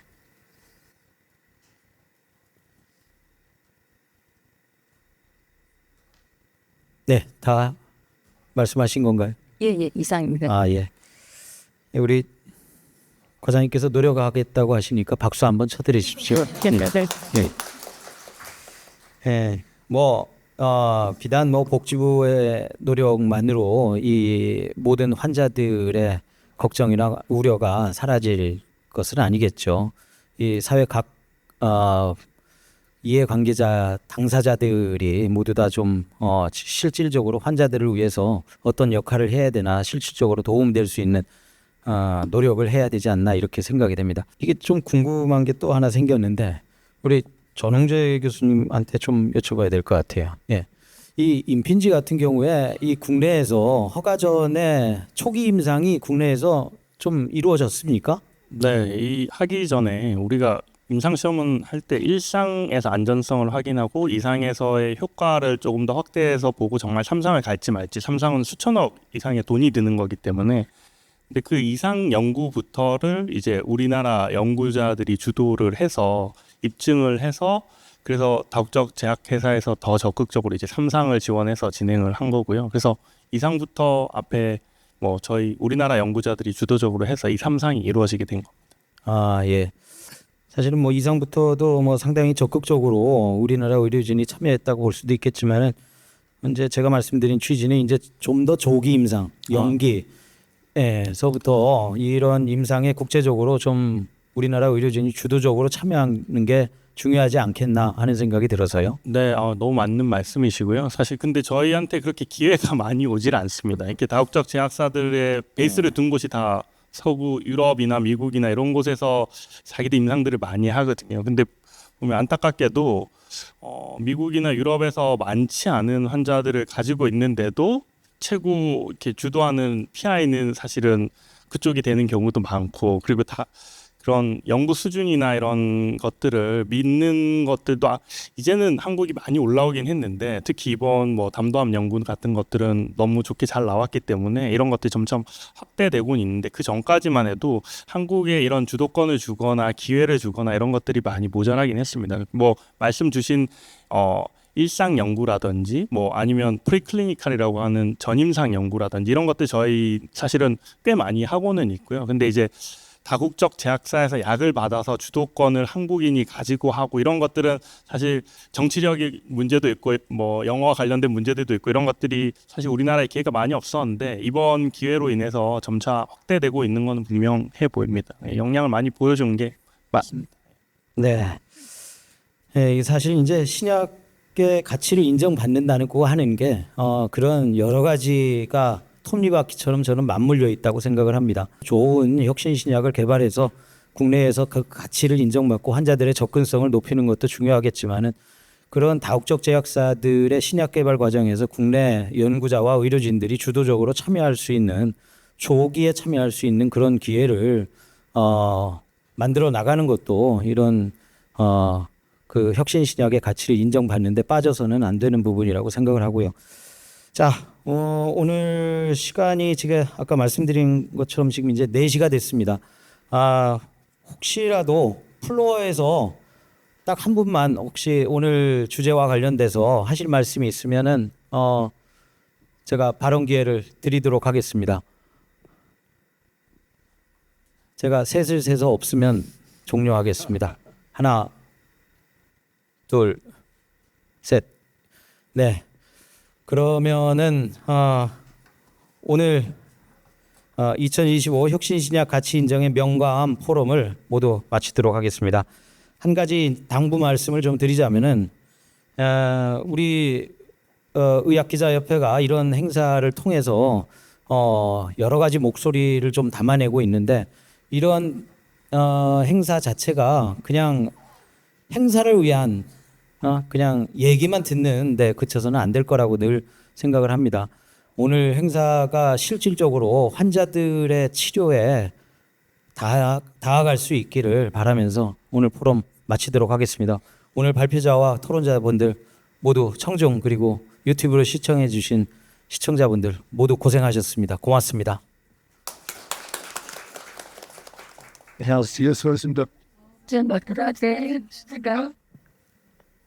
네, 오늘 말씀드린 대로 오늘 포럼은 여기서 마무리하겠고요.